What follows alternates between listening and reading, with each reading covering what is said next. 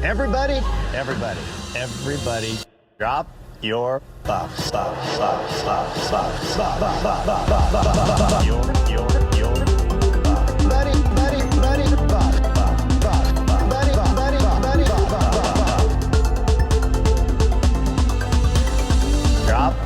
your buff.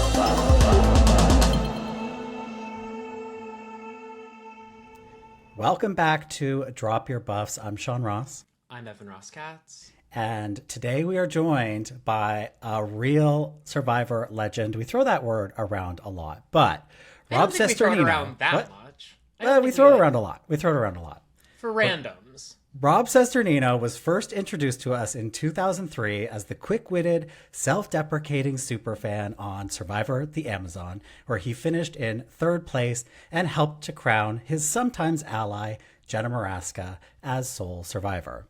Just 2 seasons later, Rob returned to play Survivor All-Stars, where he competed on a tribe alongside legends like Boston Rob, Amber, and Sue Hawk.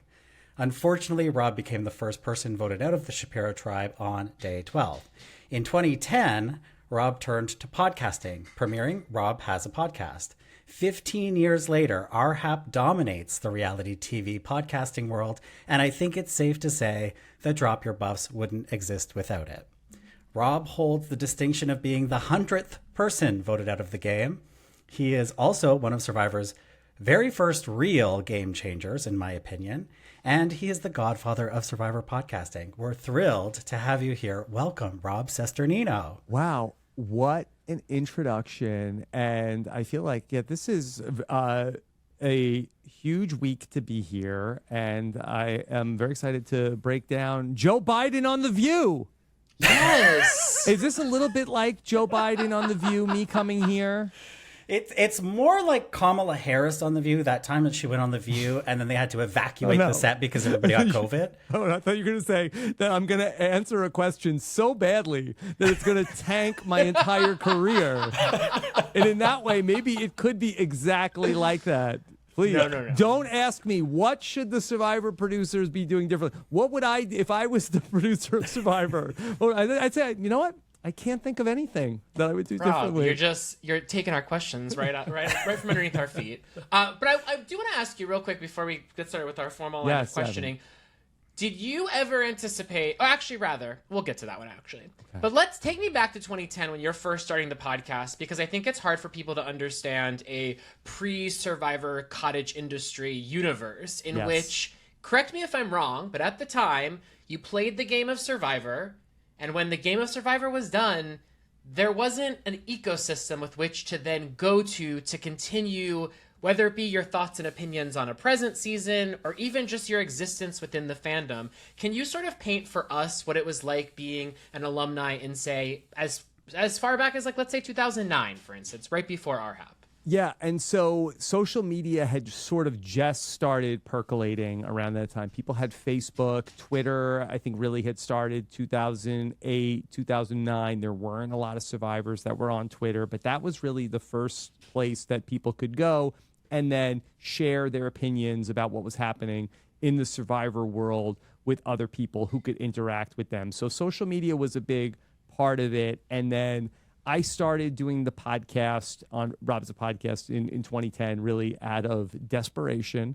I had no job, I had no prospects, I had nothing to do. And so I kind of thought that if I was talking about heroes versus villains, which was the first season I got the podcast about, that maybe somebody would hear that and potentially help me get a job.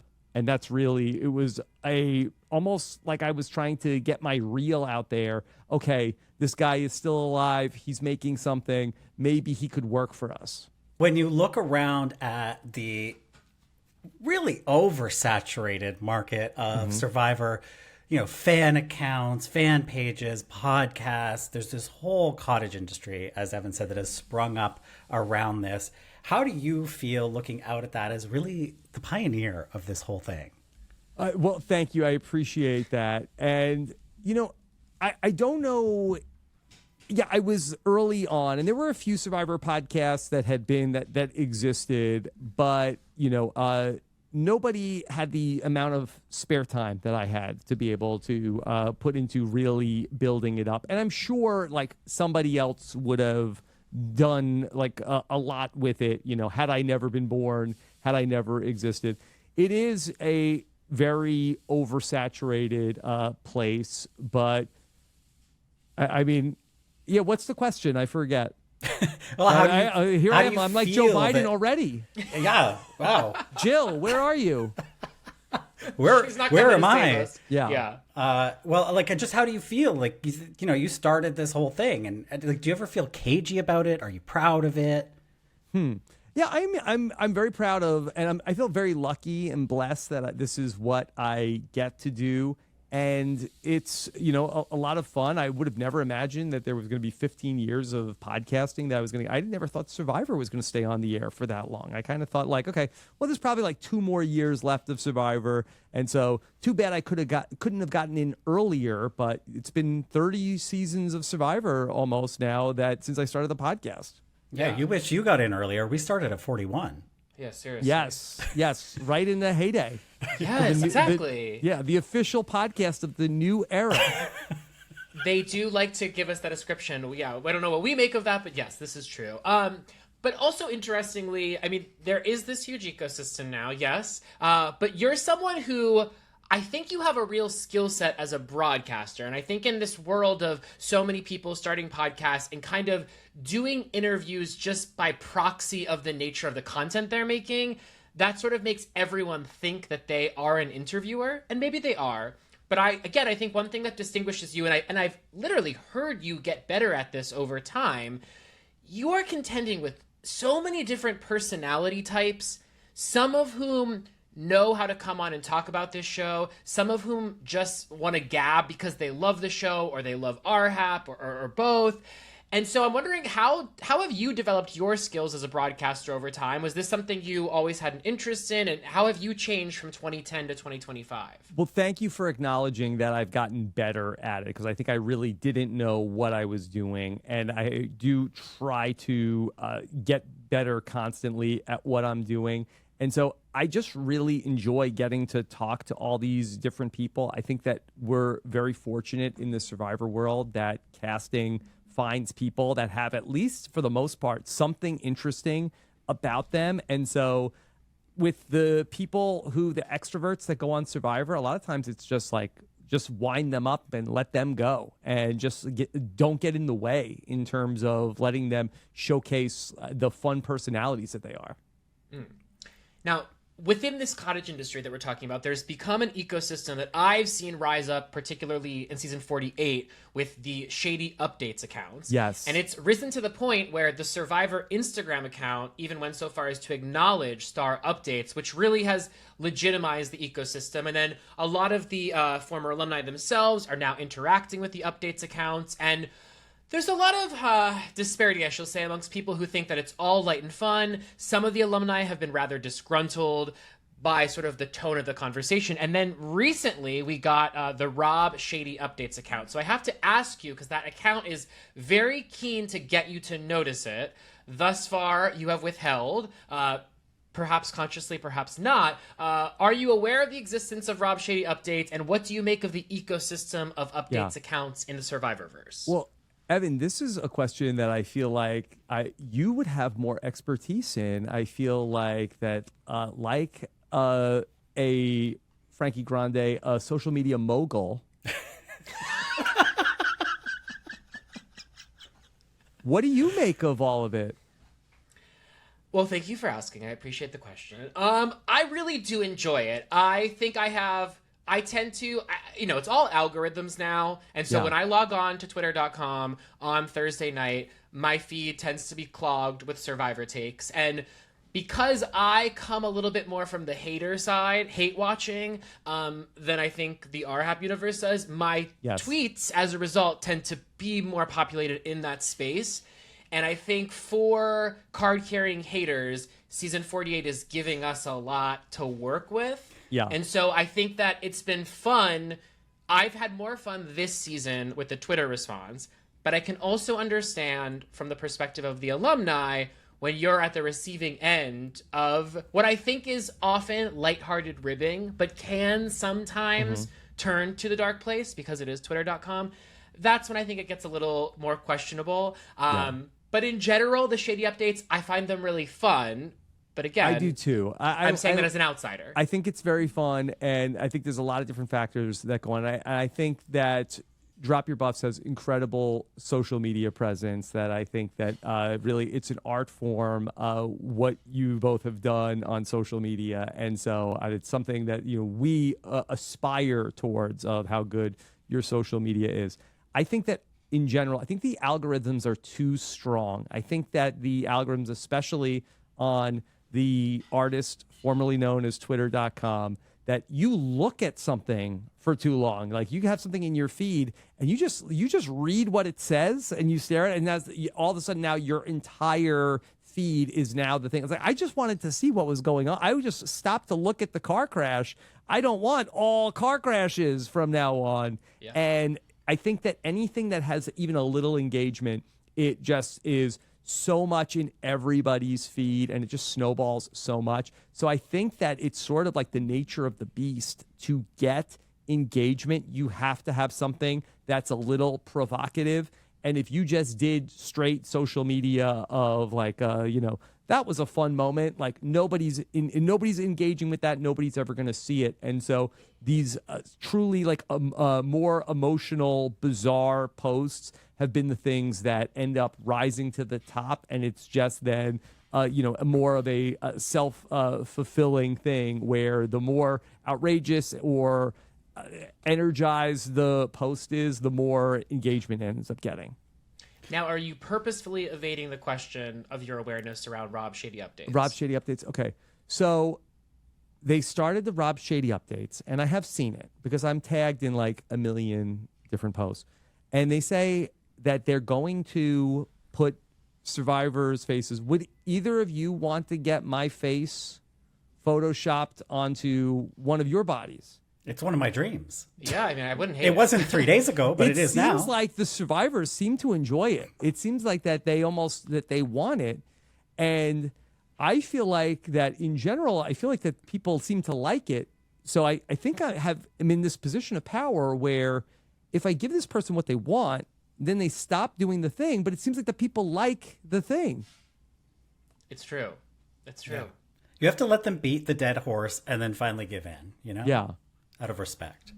Okay, I want to get back to RHAP because RHAP has given us so much great content over the years. I've been listening for many, many, many years. And one of my favorite things that RHAP does is track down and talk to old Survivor players that we don't often hear There's a lot from. of old Survivor players. There's a lot of them. They keep racking getting up. older. I don't want to hear from all of them. Yeah. But you're pretty good at finding the ones I want to hear from. And I'm thinking specifically of Talking with T-Bird. Yeah. Incredible series. One of our favorites. Yes. And I would love to talk to more older Survivor players. I would talk to just about anybody. I don't know if that everybody wants to hear from all of the people, but I would like to talk to even more. You mean more sort of random ones, less remembered ones? No, I think remembered ones, but I think there's maybe like some like unsavory characters I wouldn't mind hearing from, but I think that then people say, how could you platform that person? It's like, well, I don't agree with them. I just wanted to hear what's going on. And I think the best example of this has to do with people where they stand on whether or not they want Russell back on the show, because I do think there's a larger faction of people, myself among them, that are like, put that guy back on the show for certain. Like, we can't argue the fact that he made great television. So, can I tell a story? So we went to Houston recently. We did the live show in Houston, and I started getting word from some of the Houston alumni that Russell Hantz had contacted a couple of the Survivor alumni in Houston, and he was telling them that he was going to storm the stage at the Houston live show.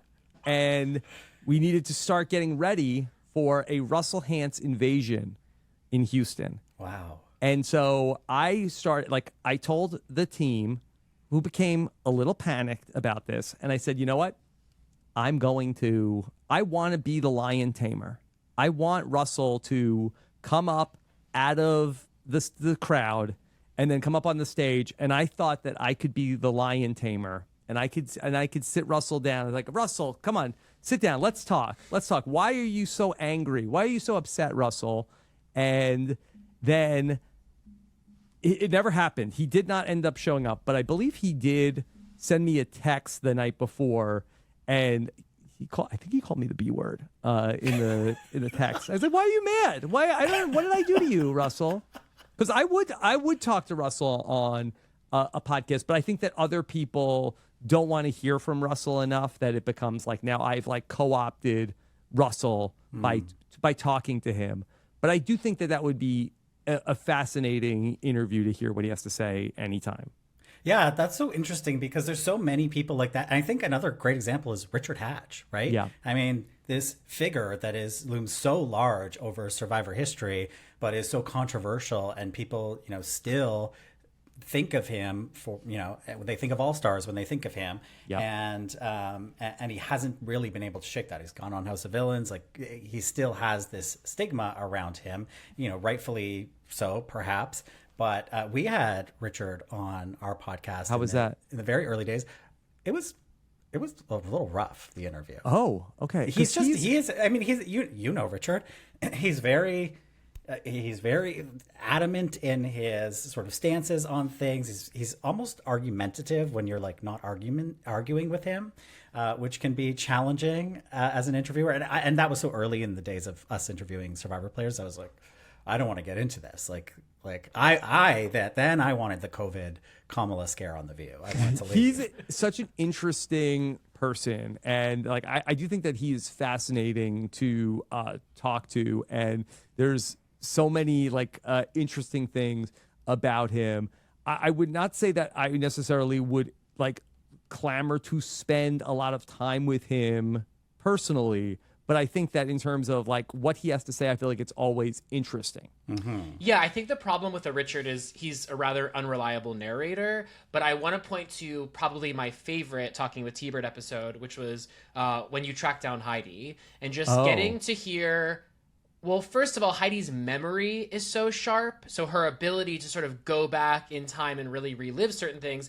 But also the fact that so much of the conversation wasn't top of mind for her because she clearly, I don't think Survivor is a big part of her life. No. So hearing, and then also the fact that you were coming to it as not just an alumni yourself, but as someone who had played the game with her. You guys clearly weren't in touch, but you got the sense quite quickly you still knew each other because this experience that you shared together, I don't want to call it formative. I don't want to speak on either of your behalves, but it was so important in formative your for lives. Me. Yeah.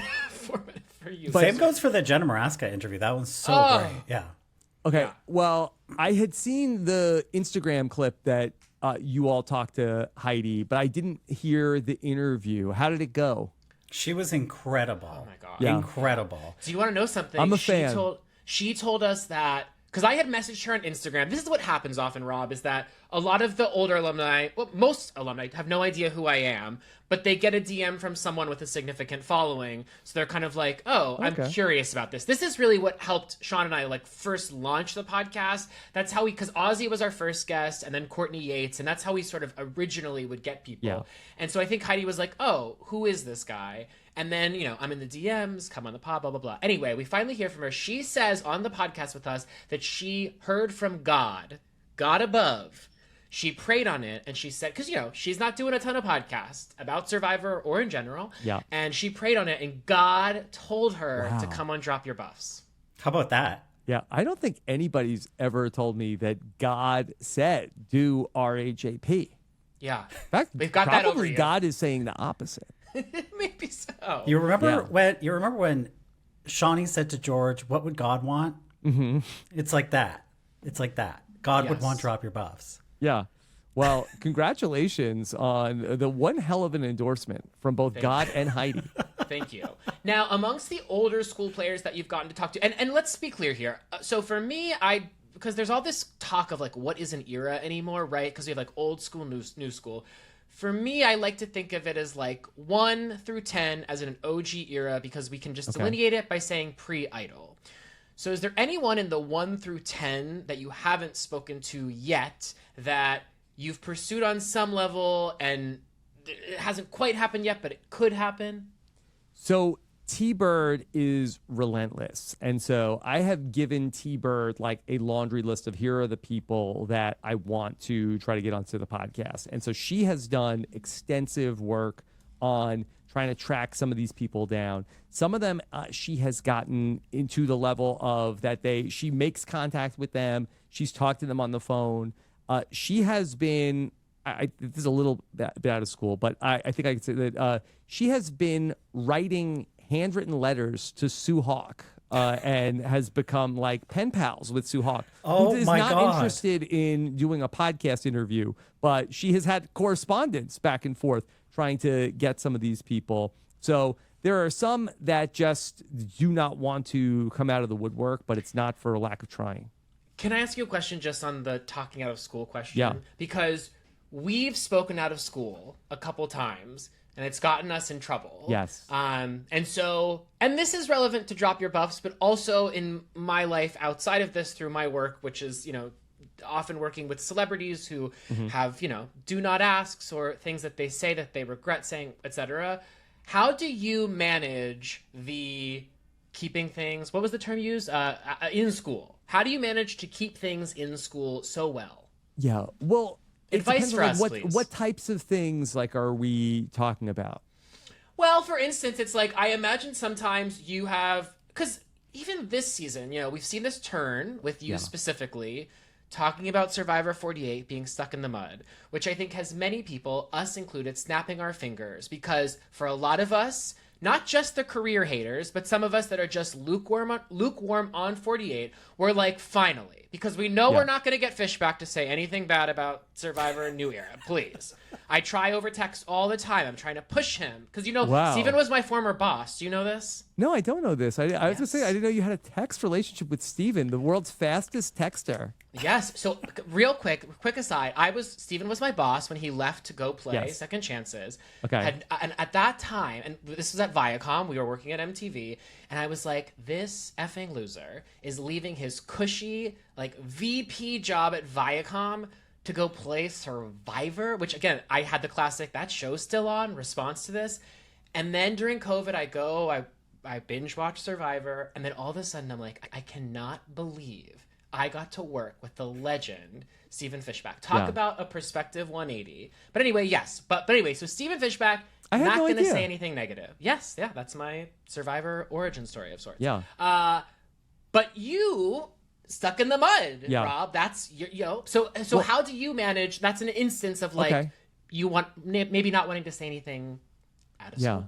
So I just feel like what I want to know is that do you feel like that there are times, and I want to be careful how I word this, but it almost feels like that the thought is that okay, there are times where it was things were bad, and I was like, no, don't worry, it's actually good. And I mean, knowing how you feel about the new era, maybe there are those times, but I really feel like that things have gotten dire where this run of episodes, I feel like that this has been the least exciting time in the new era that we've had. And I know that maybe there were times that other people didn't love, but I felt like that the game was fluid always. And I think that maybe that was even a complaint, that the game is too fluid. I can't figure out what's going on. There's too much stuff going on. I think this is the first time in the new era where there's really literally nothing going on. And that's where I've been so frustrated. And especially I think that the 90-minute episodes almost is to the show's detriment when there's so little happening in terms of the game, especially in this season where we've had other steamroll seasons before.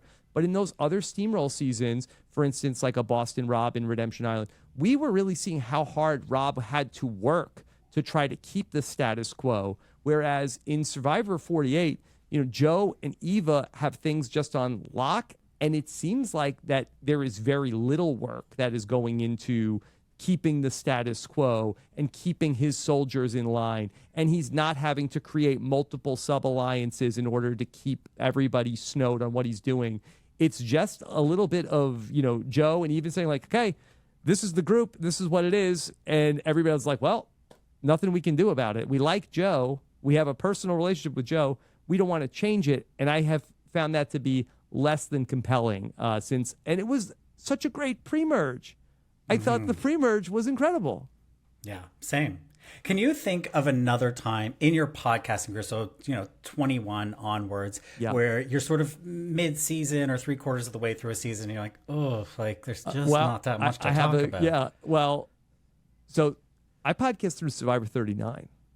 Okay. We like 39. You like 39? Yeah. I think of course there's things not to like about it. Like let's not be wrong. I think I think that's a fair point, because when we went back and we watched all 40 seasons when there was no new Survivor during the year, and that was ranked incredibly low. And on a rewatch, it's actually a pretty strong it's a fun ride for the most part. But in the real time, that you have to understand how just down the entire fan base was, that after the episode with the incident with Dan and Kelly, just the air completely went out of the season, and no one in the real time was able to recapture the enjoyment that came on the week in, week out of Survivor. There was a pall cast over the whole season from that moment, which was the merge, all the way through the end. Like, it was a very dark time. And that's why I think it's particularly disappointing. Well, Winners at War is disappointing for many reasons, but in a different universe in which 40 was just a standard all-star season, I think there's a number of alumni from 39, most significantly Kelly, but also just from seasons 35 to 39, that though they might come back for 50 or a future returning players season, will be sort of amongst many seasons, as opposed to a sort of concerted returning player season that was centered around those 5 or 6 seasons. I would have loved that universe, because I think there are a number of 39ers who have all-star blood in them. And who I think are lost to history a little bit because of the circumstances of 39. Yeah. I'm trying to think. I don't even know if any of them have even seen, rumored for Survivor 50. Yeah. I haven't really. Yeah. No. And Rob, we're following those rumors. Yeah, me too. Aren't rumors fun? I love it. This is our first opportunity to be podcasting as an All-Stars season is coming up. I've lived through it. I've been watching since day one, so I've been in the mix. I've been on Survivor Sucks as rumors are coming out and things like that. But it's so fun to be in the podcasting sphere. You got people in your ear here and there, and you're like, do I believe this person? And it's very exciting. But let me ask you, Rob, because this is my first time podcasting through our returning player season. Yes. And it feels rather unprecedented to have certain players coming forward on social media and saying, I was in the mix and I've been cut. Which at that point, that's no longer a rumor, right? That's like some solid information to work with. Does that surprise you to see? That really was surprising, because, I've been in this world since the very first All-Star season. I didn't even know there was going to be an All-Star season, and I went to the CBS Upfronts in 2003, and Richard Hatch was there with Rudy. I was like, what are you guys doing here? And Richard Hatch said, you don't know about the All-Stars? Like, no, I had no idea that they're going to do an All-Stars. And that's how I found out that they announced it that day. And so to have been part of this universe ever since the first time, that it's never been a thing where people find out that they're not on the show and then they just come out and say, well, I'm out. And I don't think that the show was prepared for that. I don't think that they thought that was going to happen. Yeah, I suspect we're going to be seeing more NDAs moving forward. Maybe. I'm also surprised because there are certain, 50 is not as least we can believe 50 is not the last returning player season that will exist. Mm-hmm. So there are certain people, to your point about disgruntlement, I would imagine that just because you got cut from 50 doesn't mean you're not in contention for a future returning player season.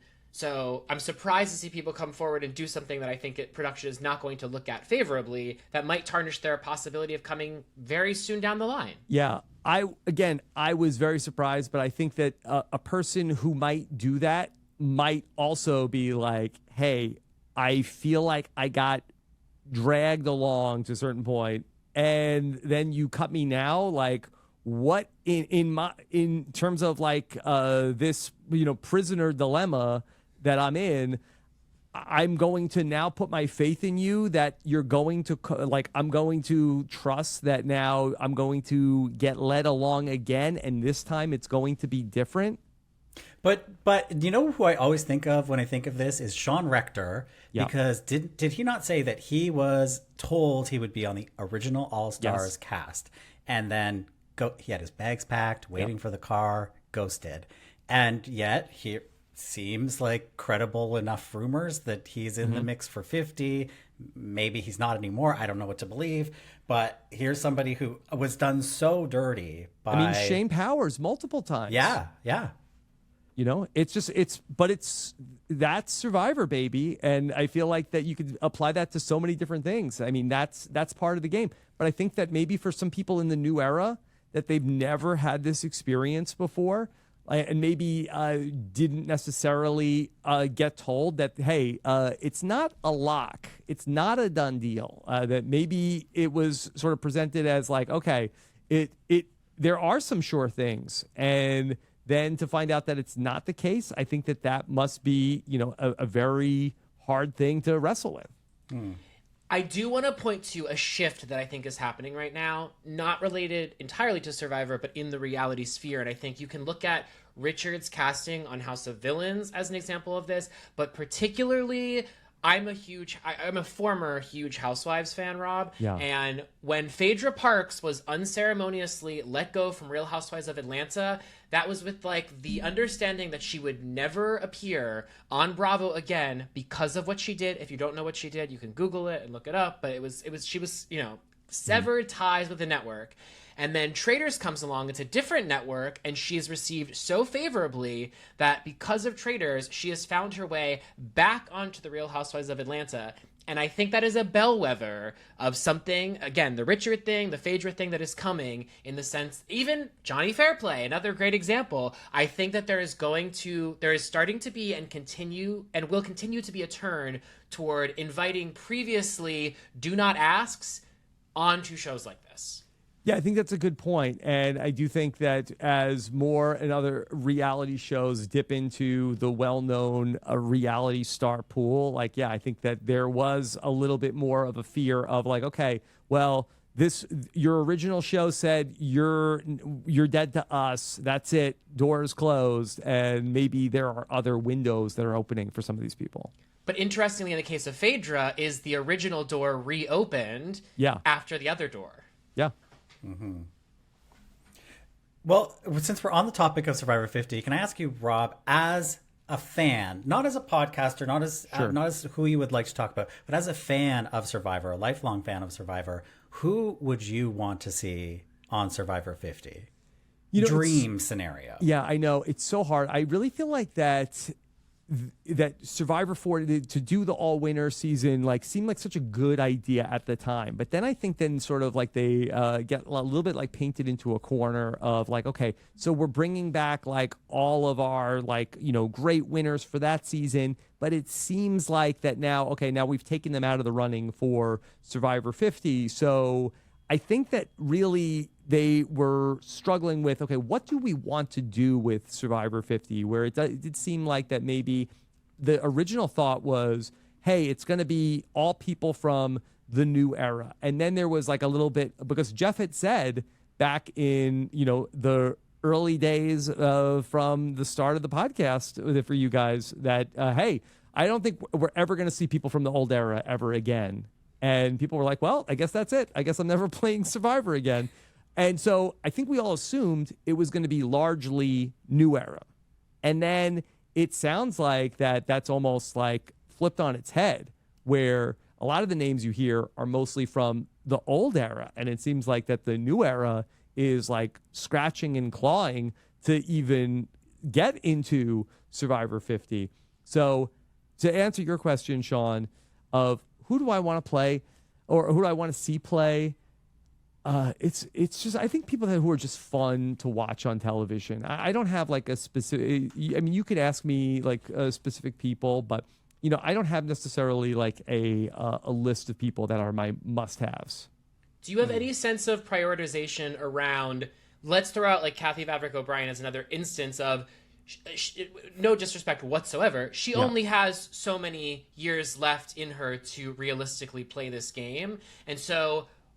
Obviously, my proclivity towards the show runs old school, but also just the fact that those alumni, the time is running out quicker than the new era players. So is there anyone from in that vein of someone that you want to see come back just because the likelihood of them coming back dwindles day by day? Yeah.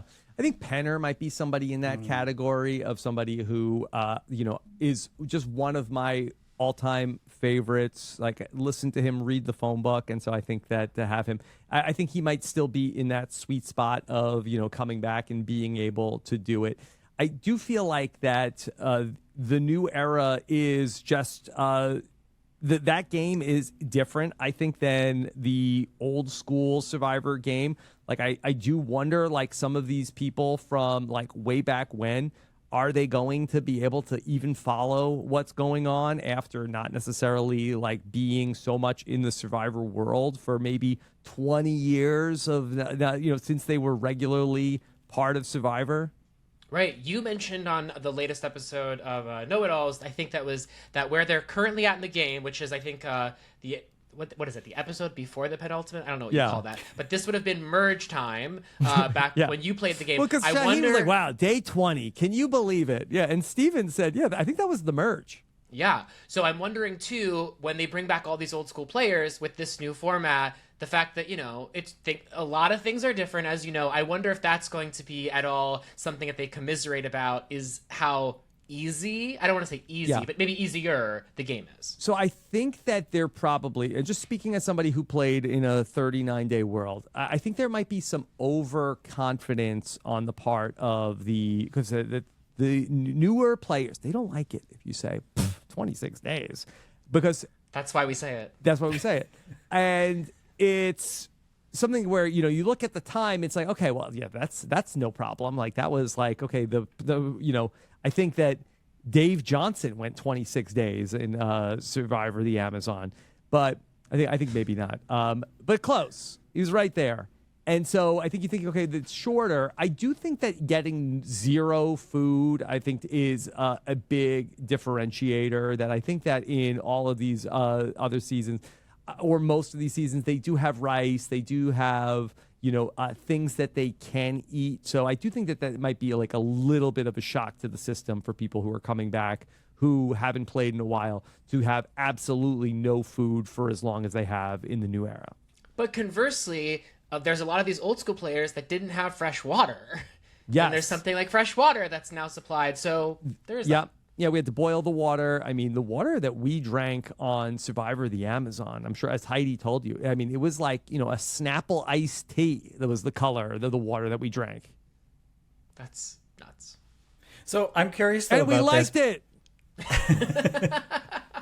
I'm curious about this survival aspect of the show. It used to be a big part of the show. It's less of a part of the show now, unless it's Mary smacking a coconut open or something like that. But it seems like the shelters come together, and that the land seems tamed. Where you go back to the Amazon, truly untamed land, right? Like, it looks rough, and then another tribe hadn't just been there like a week earlier. Yeah, exactly. Yeah.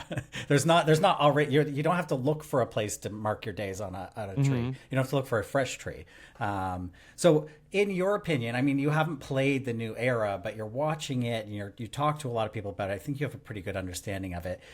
Is there a comparison in terms of the survival aspect? Would you say that one is more difficult than the other, or is it comparing apples to oranges? I think it's a little bit of apples and oranges. I think that's a good way that you put it. But there is the task of like taming the land, whereas opposed to in the new era, they show up. You see them like moving around bamboo on the first day, and that's basically the extent of like what they're doing for the shelter.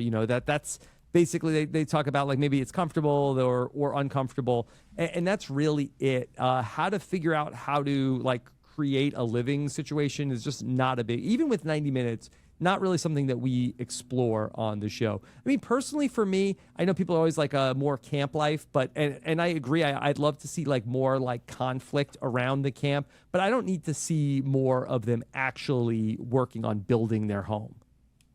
I think for me it depends, because you had like the different environments previously, that there was the variety of how are we going to build a shelter and where are we going to build a shelter, as opposed to, I agree with you now, if we were to templatize this, it would be, I don't need a weaving of the palm fronds every season, sure, but in a world in which the show continues to move through different locations, I actually did find the aspect and even the conflict around like, should we be by the water or far back, or all of that, I really did enjoy that. Now, another aspect of season 6 that we love, which by the way, Rob, I think Sean and I were in agreement as putting Amazon in a top 10. Wow. Sean? Okay. Yeah. I feel like I'm a big proponent of not recommending the big seasons for people out the gate. I mean, I'm a completist by nature, so in general, I say start with season 1. But if I'm trying to pull out a random season, I think 6 is one of those ones that it's well liked, but I don't think it is given the regard that Sean and I would give it, because it contains so many of our favorite alumni from the show. Among them, our girl Christy. I want to talk about Christy for a moment. Now, Christy's among Mitch's the first favorite. Mitch's favorite. Yeah. We even got a little clip package of Christy. Yes. Yeah. Which we don't always get when we're referencing older players on the show. Yeah, that was very satisfying. Christy for 50. Now, Christy is among the first examples of Survivor attempting to cast a player with disabilities. Christy's deaf.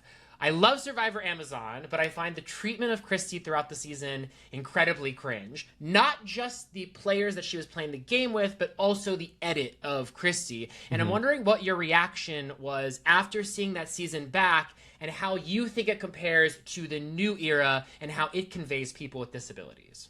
Yeah, that's interesting. I don't think I've ever been asked that question exactly that way. So I think that like it certainly is presented differently, whereas that, Christy is a person who's deaf and she comes into the season, but it's not really like, really presented like in the way of like we don't get like the backstory like we would if it was in the new era, and it's a lot of like Christy having to deal with that in terms of like how the other people are treating her in the game, and the other like people that she's playing with don't really make a lot of adjustments to sort of like make things easier for Christy.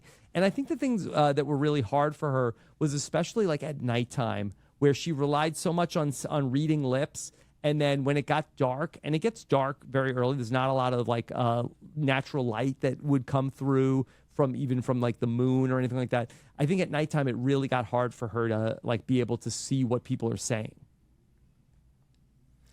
It's also interesting, though, again, a little bit apples and oranges to compare her to Eva, because obviously they're different struggles. But I do think the way in which Eva was treated, not just by the edit, but also by her former cast members, it was sort of universally open arms of like, thank you for sharing your story. We love you so much. You're part of the family of Survivor 48, because that has been sort of the approach to this season is like, we all love one another. And I'm just curious if you see that stark contrast, and if it, I don't know, there's something so interesting about it to me. And I don't think it just says something about Survivor. I also think it says something about society, right? And how we've evolved. So I think it's a good point that I think there were moments where that Christy would tell people about her hearing disability. I think it happened both in the women's camp, and they were like, okay, well, that's great, Christy, we'll do whatever you want.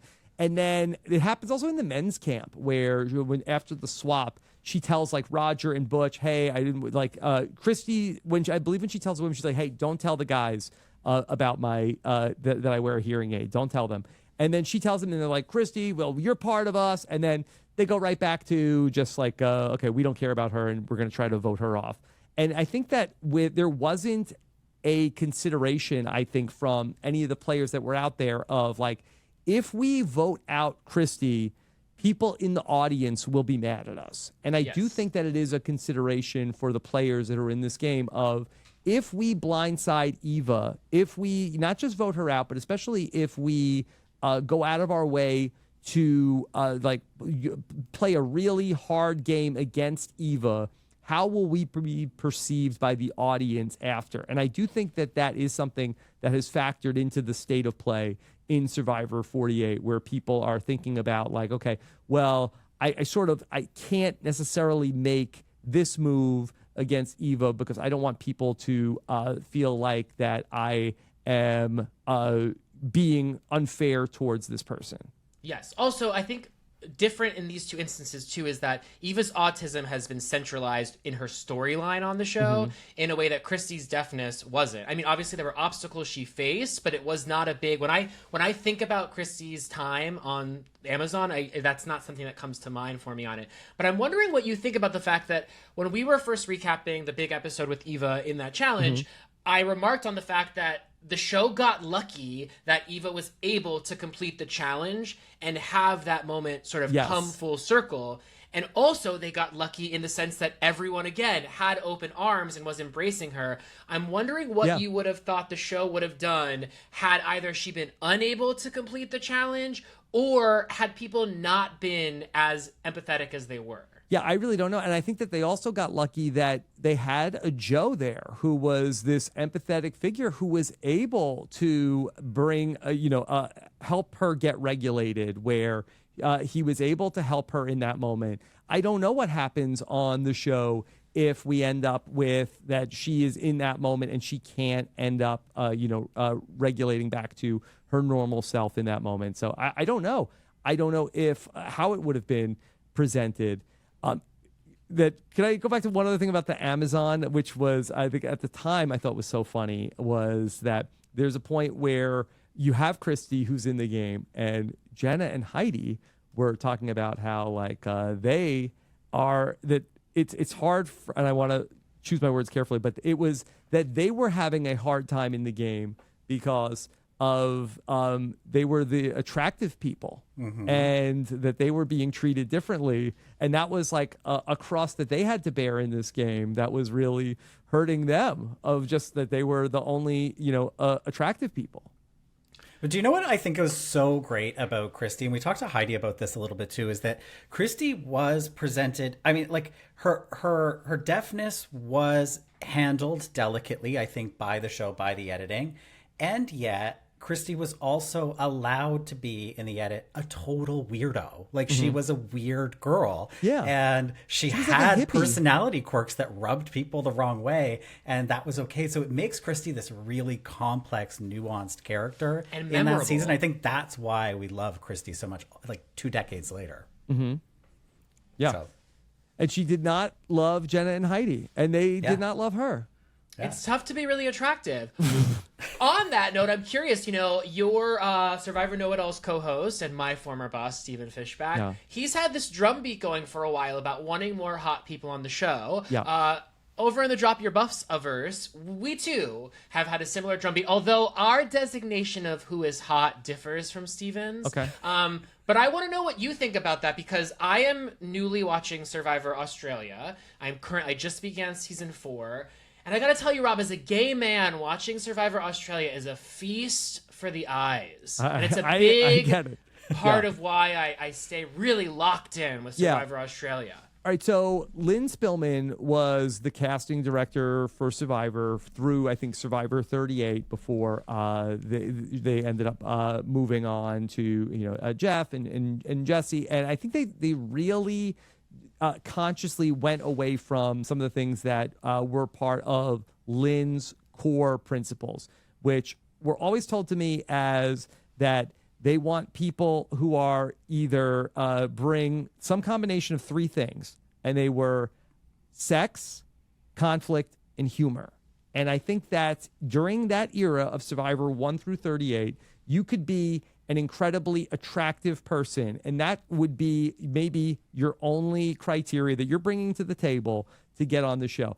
I think that in the new administration, that they are looking for people that have real whys about why that they are being there. Not to say that there are not aesthetically pleasing people who get on the show, but their calling card isn't necessarily that they are an incredibly attractive person. And I think that's what Steven has really tapped into is that these people who go through life with this pretty privilege of just being this incredibly attractive person, they have faced, not to say no adversity, but in many ways probably have not faced struggles in other areas of their life where things come very easy to them. And to watch them have to process where things don't always go their way in this game is always going to be interesting television to watch. Mm-hmm. Yes, I do want to point out, though, that I think there are a number of people that Sean and I would categorize as some of the hottest of all time that don't fall into that bucket that you're talking about. So, for instance, Sean's favorite alumni, Brett from Brett Samoa. Klauser. Yeah. Okay. And then my guy, Rhino from Pearl Island. Those are two guys. Yeah. Oh, yeah. Those are two guys that are really hot, but, like, I don't think are moving through the world as hot people in the way that, like, Parvati Shallow on Cook Islands is moving through the world as a hot person. Yeah. So, yes, I miss hot people in general on the show, but I do think there's a designation between, like, the Michael Yergers and, like, the Brett. What's Brett's last name? Brett Klauser. Brett Klauser. So sorry. T-shirt Brett Klauser, designer. who, by the way, Rob, Brett Klauser is our one person that we've reached out to who turned down an appearance on Drop Your Buffs. Why? He's just not interested. We've had more than one now, Evan. We've had more. Oh, we have? Yeah, Greg Buis said flattered, but no. That's someone that, I have always longed to track down, and we have not been able to make it work with him. I think T-Bird may have made contact with him. I think he said no. We're currently in hot pursuit of Nyanka, and we're close. Oh, Nyanka's a great guest. Yes. Yeah, we've been chasing, and then we just locked our next guest after you is Zeke, and I'm very excited to have gotten Zeke. It took a year to lock that one in, but yes, I do find the process of talking to these people and convincing them is quite interesting. They all carry various, not all. Some of them carry various traumas around, whether it be their experience on the show or their experience with the fandom or their experience to reacclimating to life. And I actually genuinely enjoy the process of, like, I don't want to say coercing them because it's always their decision, but kind of trying to convince them as to why we will be a worthwhile outlet. Well, I think that what a lot of the alumni maybe don't realize is that there is healing. And I think that there's a lot of people, especially these people that maybe had a negative experience with the fandom when they came through this crazy experience, that then people are very excited to hear from them. And I really cannot think of many alumni interviews I've done where the fans like panned the person who came out of nowhere to come back and do an interview. I think that they're all going to be like almost like universally like, oh my God, you found this person, and just be excited to hear from them. Mm-hmm. Yeah, totally. I want to go back to this idea about conflict, and conflict used to be a really big part of the show. I mean, in some ways, I argue that Survivor is built on the back of Sue Hawk's speech to Kelly Wigglesworth in season 1, right? And I feel like the Amazon is a great example of that. We talked a little bit about it. Heidi and Jenna versus, say, Christy, but also Dina in that mix of sort of like not quite fitting in with the group, but doing really well in the game up until a point. And I feel like we don't get that as much anymore. And I'm curious as to why, from your perspective. Is it that the strategy has overtaken sort of the personality in the game itself by the players, or is it that the show is valuing the strategy over the personality, or are people just not bringing up points of conflict because it's bad for their game? Like, how do you see that? So, yeah, that's a great question. I think there's a lot of different things going on. I think that one of the things is that 39 days versus 26 days, whereas that you just have so much more footage to be able to, if you're looking for a show that's based around the contestants getting into arguments with each other, by having them have 3 days of time just with each other, like inevitably these conflicts are going to arise more organically than they are where it's like, okay, we have this maybe 1 or 2 day episode cycle where we're going to get them up super early in the morning, go to a challenge, come back. Half of you are going on a reward. Half of you are going to come back to camp. You have about an hour to do a scramble, figure out where all the advantages are, go to tribal council. Like, you're getting more, gameplay, but not necessarily more personality conflict in the new era. And I think that part of it is also by design. I think that the show really likes, and this was something that Jeff really started to talk about a lot during Millennials versus Gen X, where the people who got voted out in that game, that there was a sportsmanship that the show really started to value of, and it's come back a little bit around where with some of the spicier exits from people, but where even in the new era where I like Drea gets voted out and is like, you got me. And Jeff's like, wow.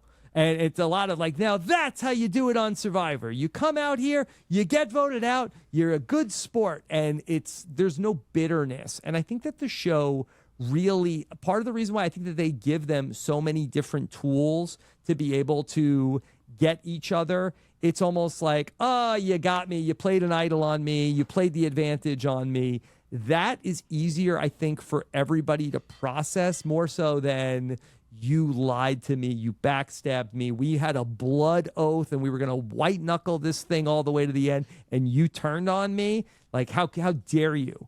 And so I think that the show doesn't necessarily want as much ugly conflict amongst its players.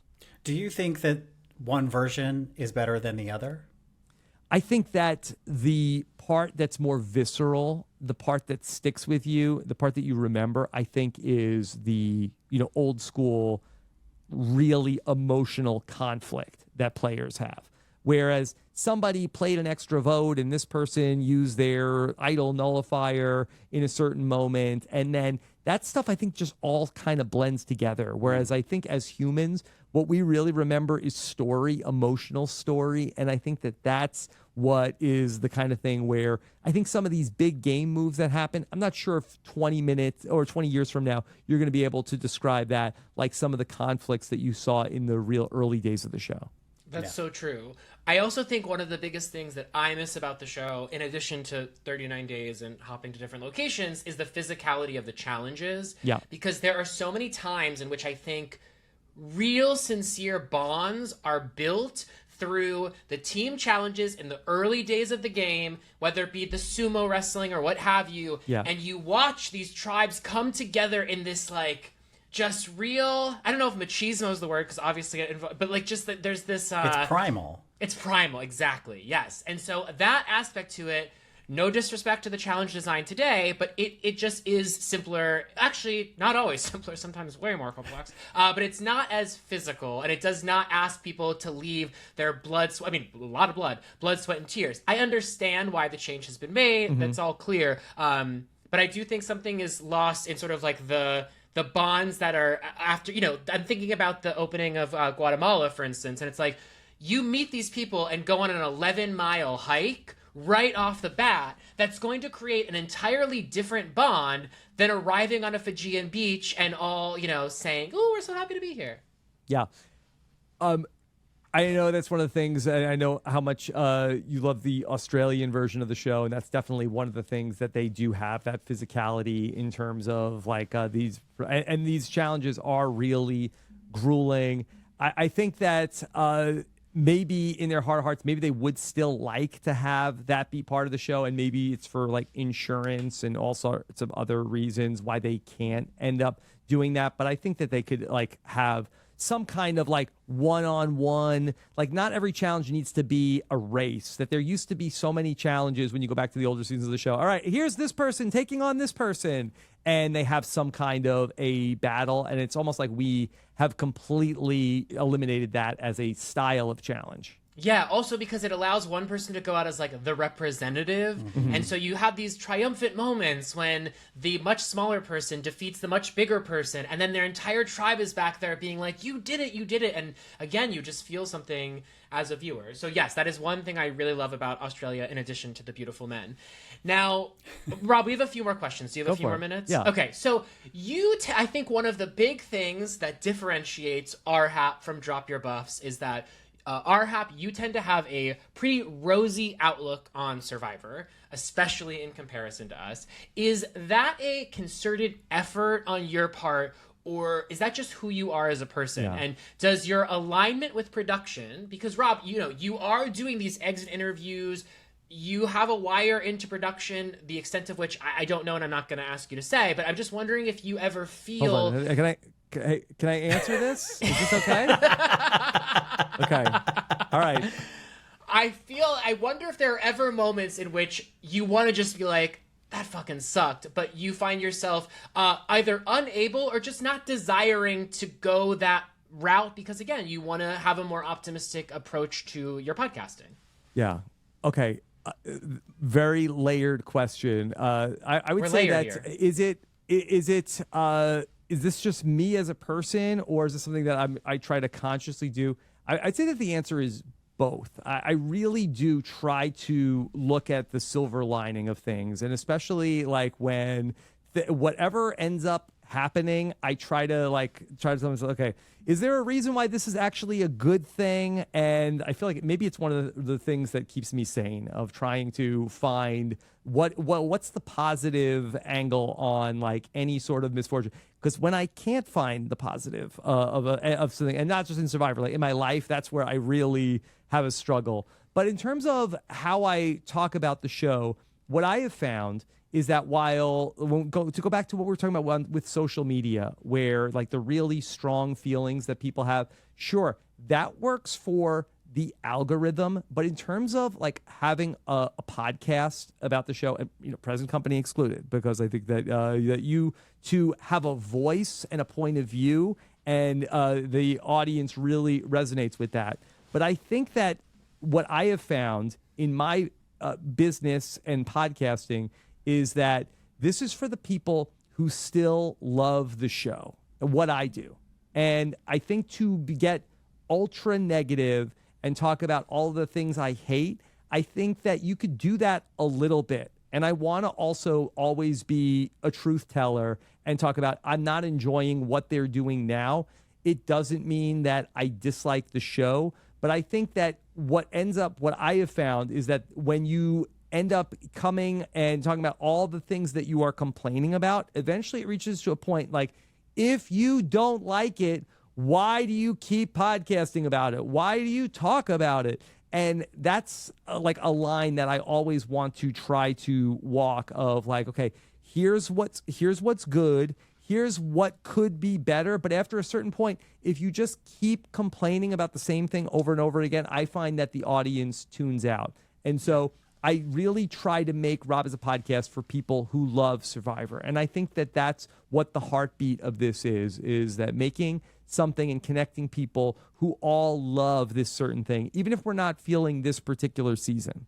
Yeah, I got to tell you a little bit of how the sausage is made here. Because we get that question a lot. Why do you guys continue to podcast about this show that you don't like? And I quit the podcast after season 47. Famously. I said that I famously quit the podcast because I was like, I just can't do this anymore. I got really frustrated around Operation Italy and like the gravitas that fans were giving that giant move that ultimately was incredibly inconsequential and cost all of them to go home in the subsequent episodes. So I was frustrated by like what I saw as like not only like not only a bad move, but like a non-move ultimately being like touted as like one of the great Survivor moments. And in those moments, I'm just like, I can't do this anymore because I just feel like I'm living in the upside down. Needless to say, I was coerced back for season 48, but I sort of changed. Thank you, Sean. Thank you to the Buffies. But I have to do something. I came into it with what you were saying in mind by saying, okay, this is not the show that I fell in love with, right? This is not the meal that I ordered, but can I take the food that I've been given and figure out a way to digest it in a way where I think that we've really tried to change our tone around 48 recapping. So to say that even if the show might not be for us, we can still make it a pleasurable listening experience for our audience, because I get a lot of pushback from our fans sometimes being like, what are you doing here? Like you hate the show. And I don't hate the show. I mean, I don't hate seasons 1 through 39 of Survivor. Yeah, this is the thing, is that there's a perception that we hate the show, right? And I don't think that that's true. In fact, we love the show, which is why we're hard on the show, which is how I feel about sort of every fandom that I'm a part of. It's like I love to criticize the thing, but the criticism is coming from a place of love, right? Like I know how great this thing can be, and so I'm going to offer my unsolicited advice on how to get it back. Yeah, I think that that's really because we're so all invested in this thing that it is kind of like this big, very dysfunctional family that we're a part of. And I think that we can talk about these things. And I think that we can have like productive conversations that end up helping the show. And I do think that things have gotten better I know that, listen, Evan, I know you were down on Survivor 47. Do you know how bad I would kill for an Operation Italy right now? Okay. Fair enough. You thought it was bad then? Okay. But I think that in the beginning of the new era, and I think that they hard launched the new era, and in the very first episode, a lot of stuff happened in the first episode. And Jeff broke the fourth wall and he talked to the audience at home and he was like, hey, and if you have a thought on what we're doing, then send me an email. Here's the email address. Probably not going to read it, but that's it. And I do, and it was like, wow. And I really think that the new era came off of like, hey, we're going to do what we want. You all are going to hate it anyway. So that's it. Take it and leave it.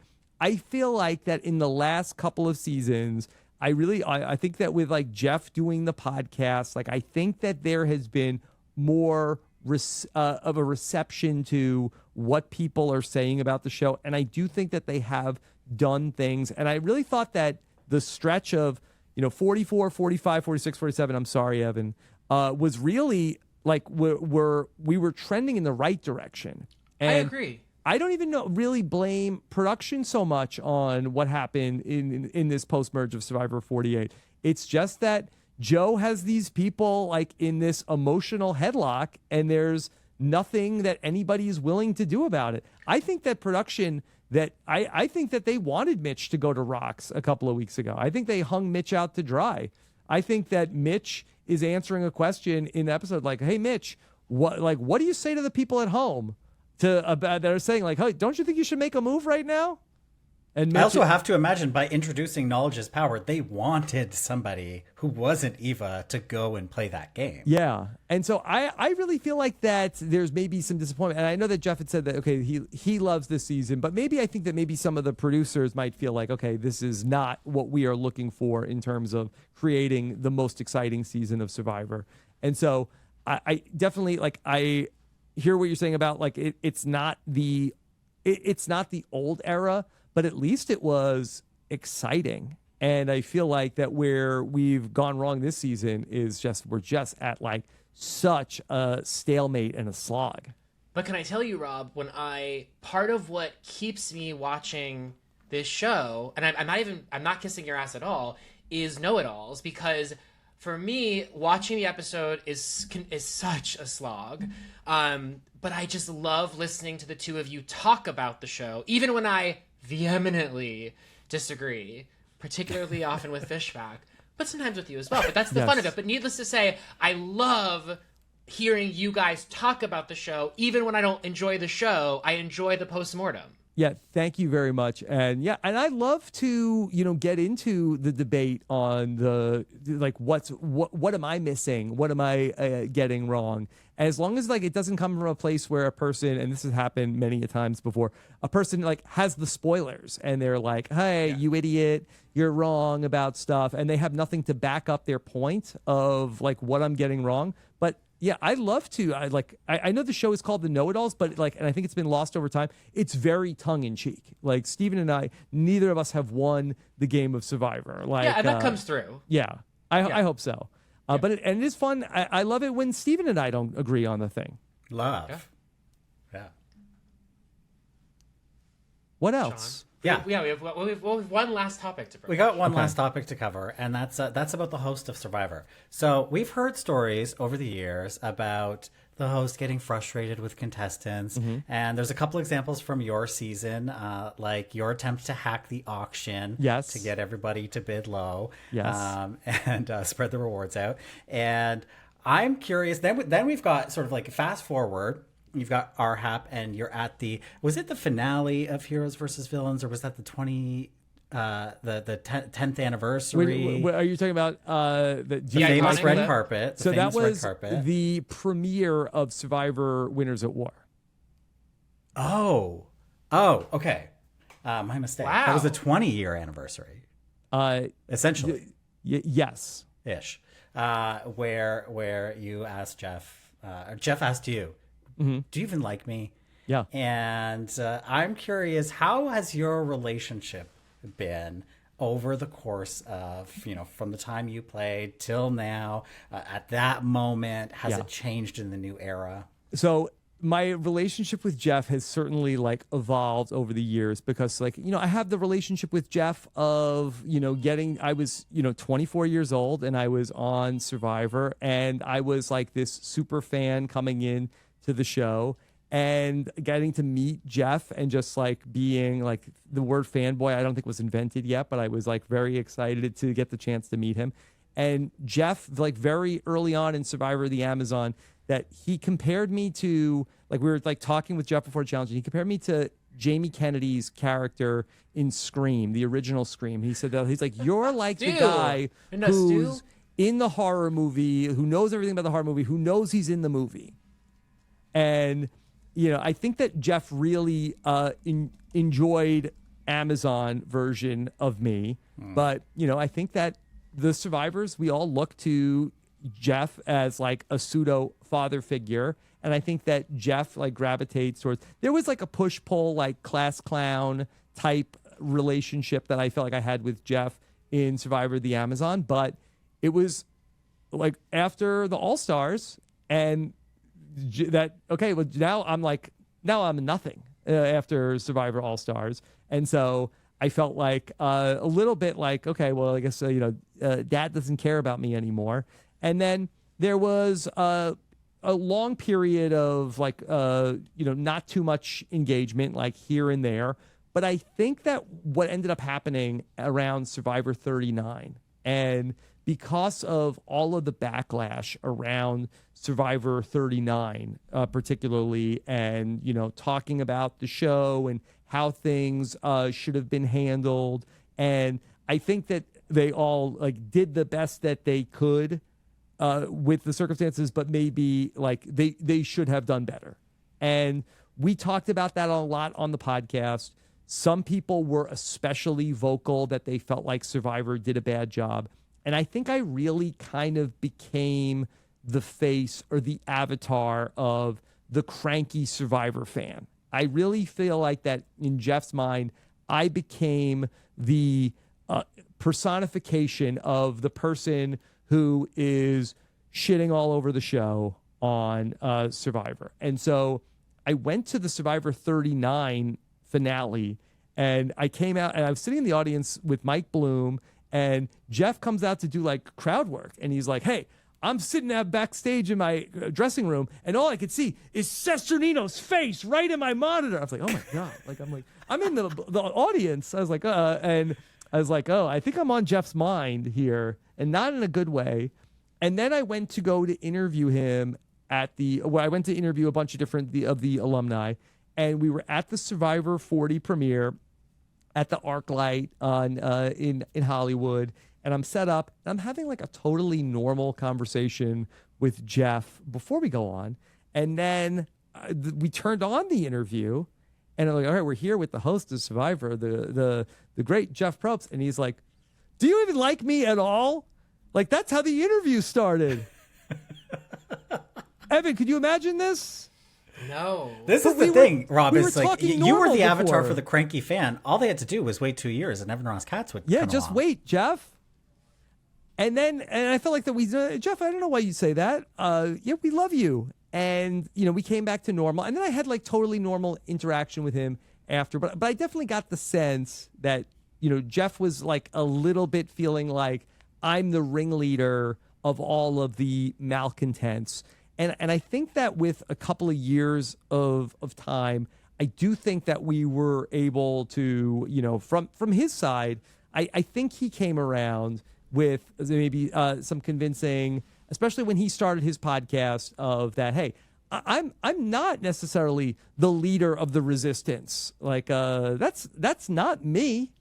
And I want to see Survivor go on for years and years and years.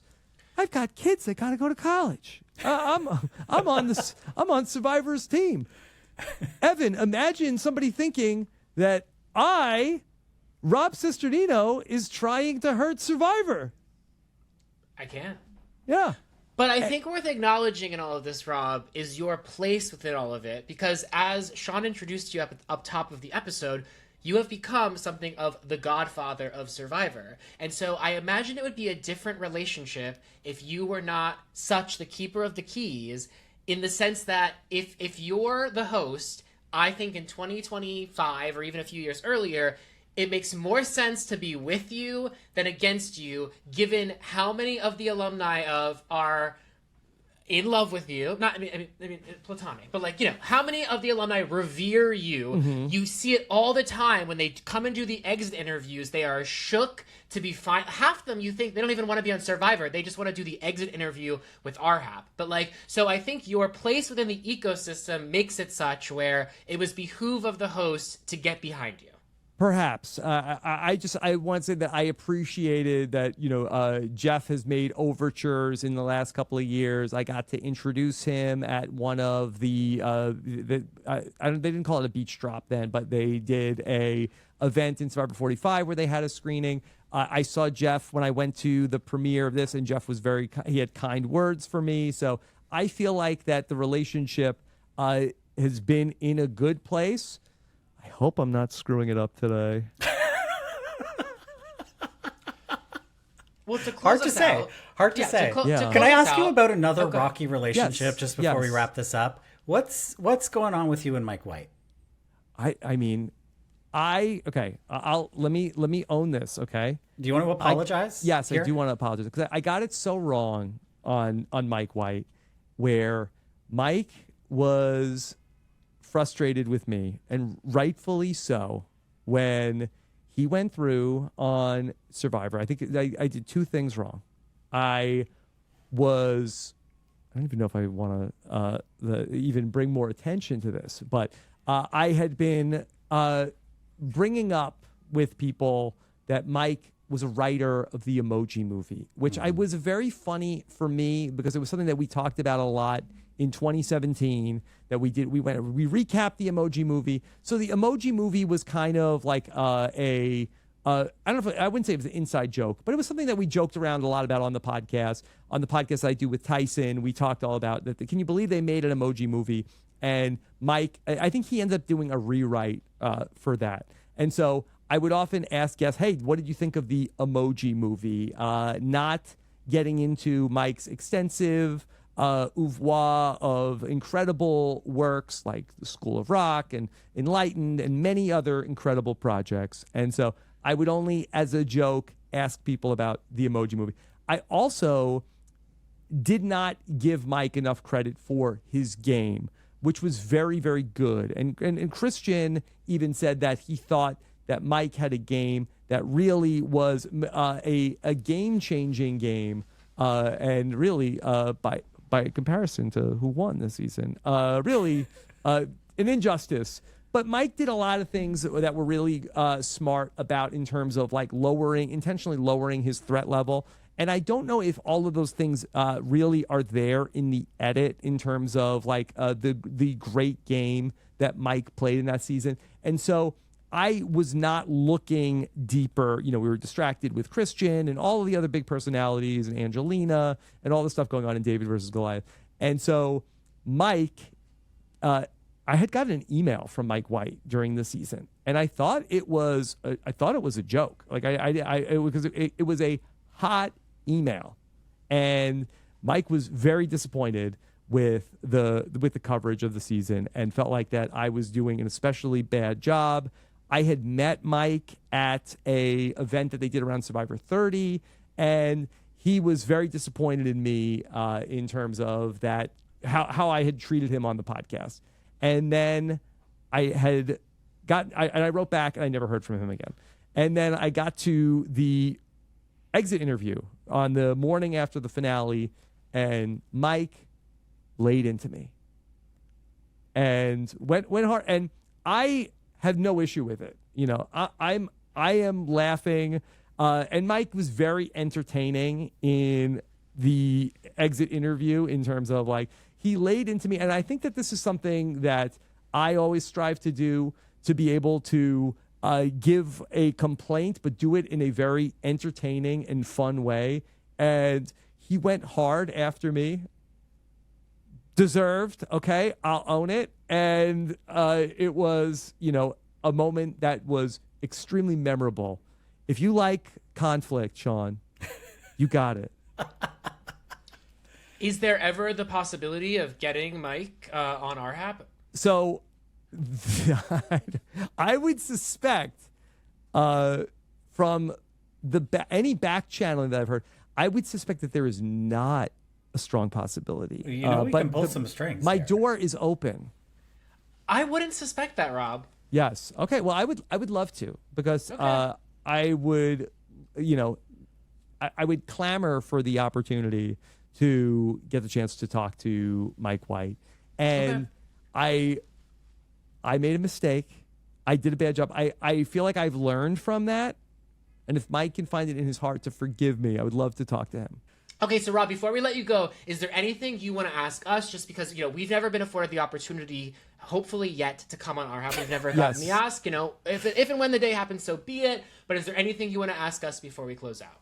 Trying to think if there's anything else. I mean, I'd love to hear any of your stories about like interacting with the contestants. I feel like that there's got to be like a million great stories that you both have. Yeah, we've hung out. So I would say the contestants that we're closest with would be Parvati and Ozzy and Courtney.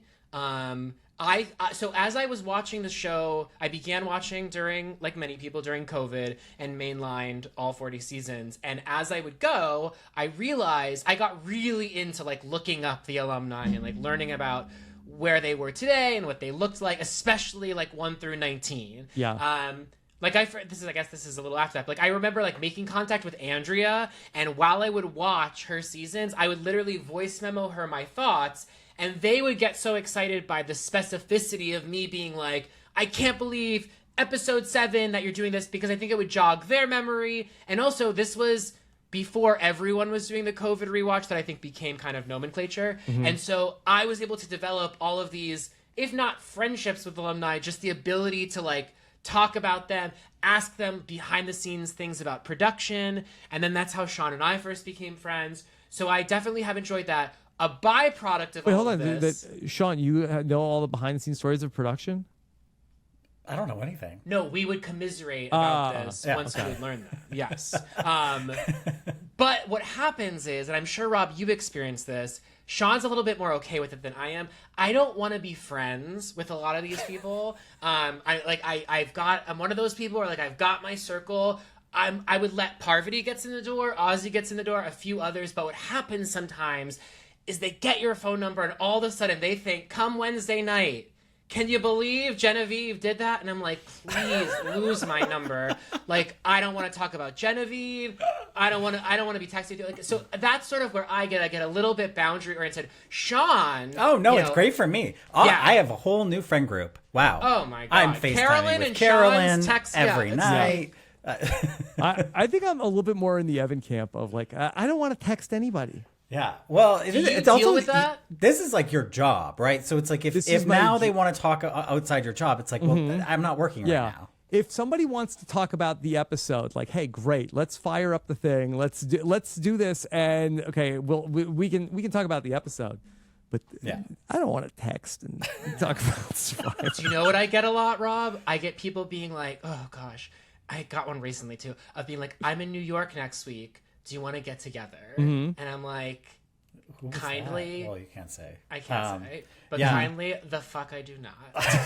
Anyway. I don't want to get together with anybody. No, I don't want to leave the house. Whoopi Goldberg once said, I don't want somebody in my house. And I extend that to outside the house. You don't want somebody anywhere. I don't want somebody anywhere. So anyway, okay, Rob, thank you so very much. We have to just say, like, from honest to goodness, we joke about our hap a lot on the pod, but it genuinely comes from a place of, we do. Look, better to be talked about than not talked about. Yeah, that's how I felt about when the meme came up on Club Condo. Absolutely. But I will say, like, truly and honestly, as someone who has such, like, I grew up listening to Howard Stern. Obviously, Sean and I share a love of Barbara Walters. Like, broadcasters are my shit. and I genuinely think you are so good at what you do. And there's a reason why, even when I say, like, I disagree with you, I always like the feeling of being able to listen and disagree with you. I think you're so good at what you do. And I think, though you receive a lot of praise from a lot of people, the one thing I don't hear talked about, yeah, there you go. The one thing I don't hear talked about enough is, like, your skill set as a broadcaster, as an interviewer. No ums, great questions, never interrupting, consistently empathetic to people's stories, wanting to hear from people, wanting their perspective. I can't say the same about us. So I really, truly do tip my hat to you. Yeah, thank you for those incredible compliments. I really do love getting to meet the people, like interact with the people. And I think that that's what's so cool about Survivor and reality TV. It's sort of just like, if you think people are interesting, like it's a great thing to really throw yourself into. And I gotta say, I don't think people really realize this, but Evan is the #1 RHAP fan. Evan? Is this true? Yeah, like all rotation. day, every day. He's got RHAP in his ears. Also, you put Mike Bloom on a podcast, baby, I am listening. Oh, yeah. Yes. Okay. Wow. So maybe one day, Rob, I'm not trying to like vibe, but like if you ever... I just thought saying. that Sean maybe was the bigger listener. I think I was, and then once we started doing this podcast, and then I was taking on the editing, and I was like, enough podcasts. Like, I've heard it. But I think at one point I was, but Evan has overtaken me. Yeah. Okay. Yeah. Any There's feedback? nothing I love more. Any feedback for the RHAP? Okay, well, one, you guys say the Fishy is the biggest award in podcasting. Yeah. We have the Azra Villani Achievement Award, which I think is a contender, but I'll let you have that. I would say... There's a lot of awards, though. There's a lot, there sure are. I would love for you guys to, specifically speaking to know-it-alls, I guess I don't want to force you to be more negative in any sense, but sometimes I feel like you guys shy away from criticizing the contestants out of, like, I don't know, kindness or whatnot, and I just think that... Is it kindness, or is I don't it... know. I don't know, but, that... but Rob, like, I look at these players on season 47 that remain in the game. 47, 48. 48. Ugh. All bleed together. I look at them. They're great people, I'm sure. They're boring. They're boring television, and I think a lot of them are losers. I'm not asking you to say that. Believe me, I'm not asking you to say that. So in Big Brother, I feel like I can be a little bit more unencumbered. Mm-hmm. And I have gotten in trouble on Big Brother for calling players boring. Mm-hmm. I have gotten in trouble for calling players losers, famously on Big Brother. And it's fun for me, but it does create a lot of headaches to deal with after the fact. I'll say this. I think that obviously your audience is enormous, and I think a lot of them come to you wanting like that approach. Mm-hmm. I think what for us, because people, for better or for worse, because I think we have a lot of hate listeners to drop your buffs. We sure get it in the comments. Yeah. But I think people come to us wanting us to dunk on the contestants. In fact, Rob, it's to the point now where we get DMs ahead of every season from multiple cast members on the show, on the forthcoming season, saying, don't hold back. Oh, don't hold back. They say that. Oh, yeah. Don't hold back. They say that, Rob. Cut to and a few weeks later, I'm dunking on them. This effing loser, get so-and-so off my screen. And then they're back in the DMs, angry about being bullied. And I'm like, wait, I scroll up. You gave us carte blanche. You asked for it, babe. Rob, my only feedback for RHAP has already been addressed, because my feedback would have been, like, pare back on the new school guests. Or new era guests, rather. But I feel like you've addressed that this season by having the old school interview weekly. Yeah, thank you for that. I think that, like, the new era player is, like, chomping at the bit. They want to talk about everything they know about the game, whereas I know that you saw the interview I did with Jerry. Jerry told us about, her favorite players this season are Kyle and Camille. Like, okay, that's I love them too. So I think it's really with the old era players, you can explore a lot of other things that have gone on in their lives and have all these other interesting things outside of Survivor. So if you put them in the spot of like recapping the episode, they're kind of boxed in. They don't really care about what's going on Survivor 48. And it's sort of like an unsatisfying experience for the people. It's like, well, you barely talked about what happened last night. It's like, okay, well, they barely know what happened last night. What do you want from me? So if you can like have the new era people talking about what's going on, and then also I love getting to do like long form interviews with the people that are from this world. That's my favorite thing that I get to do. And so I love to have that opportunity with these other guests. I thought you all had a great one with John Lovett also a couple of weeks back. Thank you. I thought so too, yeah. That was a big get for us. Have you ever made contact with Amanda Kimmel? Back in the day. Yeah, well, she was. I know she was on the Miss Survivor. Survivor, yes, and she also did a recap during one of the. I don't remember exactly. It might have been Survivor Philippines.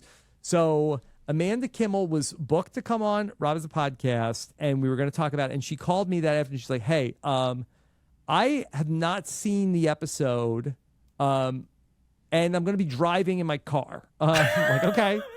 So we did it. We did it anyway, and it was all audio back then anyway. So I called up Amanda Kimmel, and we tried to talk about what happened, and she had not seen the episode, and she was driving. So you have her phone number? Do I have her phone number? Well, I think she had changed it. That's the thing. We ask everybody who comes on, when's the last time you talked to Amanda Kimmel? But like Parvati Ozzy, they said I suspect I did not call her on my phone. I think at that point I was calling people on Skype, and I think I probably entered it in. Oh no, okay. Oh, I do have. Call her now. I do have a number for her. Okay. I cannot tell you if it's active. Fair enough. My fear, if rumors come true, because for a while we felt a little bit rarefied, being like, the rally cry that is Amanda Kimmel. I think something has shifted in the past few years. Shifted. Yeah, and she's now become sort of like the white whale for everyone, whereas like I thought like that was sort of our thing for a while, but maybe we're living in the Amanda. Maybe you're influencers. Maybe so.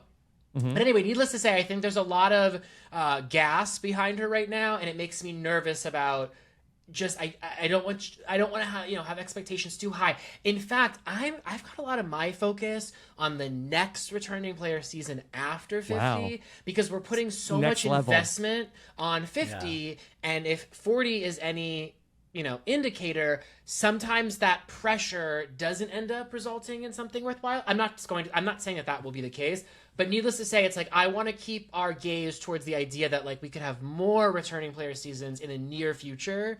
We're looking forward to season 52, which will have team captains Mariah, and Maria. Yeah. Yes. Do you think 52 will be when they do another returning player season? I think. I don't know. I think, judging by the amount of hype that is behind 50 right now and how much collectively I'm at this place for me as a reality television consumer, no new reality stars, right? Like I just feel like the pool there's so many people to pick from. And if you look at how Cirie pre-Big Brother, pre-Traders was sort of out of the conversation, then comes back in the mix, and all of a sudden Queen of Reality, which is to say there is this stable of talent, particularly talent from that 2000 to 2010 pre-social media that I think is ripe for the picking, as opposed to introducing us to new people. Now, occasionally you're gonna get a Liz, you're gonna get a David from 48. I need some fresh meat. Yeah, occasionally. Yeah. But at most, I would like to see us do the Blood versus Water. I think is if we're not getting full on, returning get player their seasons, relatives. I think we could get. I think the 50s. Stars. Yes. I think the 50s could be like the 20s, where it's like sprinkled in team captains, half, fans versus favorites, like something like that. Yeah. I think a season that might be interesting is bringing back people that are not necessarily like the super all-stars, but like pre-merge people and have them as just a tribe in a season. Like one of the three tribes is like bring back, people who did not go far in their original season. So it's not like they're coming back and they've won and they're playing against new people, but people who maybe, got screwed early, like a Thomas from this season. Like a Thomas, yes. like a Bianca. Yes, we love Thomas. Yeah. I gotta say, I'm also I want more attention on returning player seasons that are not part of the Survivor Survivorverse. So that's why I gotta say, I'm pretty harsh on Genevieve in general, but I will give her credit for like not being a chronically online person. Like ourselves, this is an indictment of us as well. But I really love an alumni who like comes in, does Survivor, and we never hear from them again. I don't need everyone to like stay here. I don't need this to be like a holding ground always. So I'm definitely interested in someone that like comes out of the woodwork, comes in, does 50 or 52 or what have you, and then boom, gone. Yeah. Give us Brett Clouster, you know? Yeah. That's why, but if he was willing to come back, you wouldn't want him. I know. It's the chase. Yeah. True. Yeah. I think 54, I think, is the all-star after 50. 54. Okay, great. Okay, Rob, this has been a real thrill. This a thrill for me also. Thank you both so much for being so gracious, and I had a super fun time. Oh, good. Me too. Okay, Thank you. Dream come and true. maybe this isn't the last time we speak. Maybe there's a crossover. I mean, Evan's something dropping terrible hints. has happened if this is the last time we speak. Yeah. I think so too. Yeah. Yeah. Okay. All right. Well, until next time, Rob. Thank you so much. Thank you so much.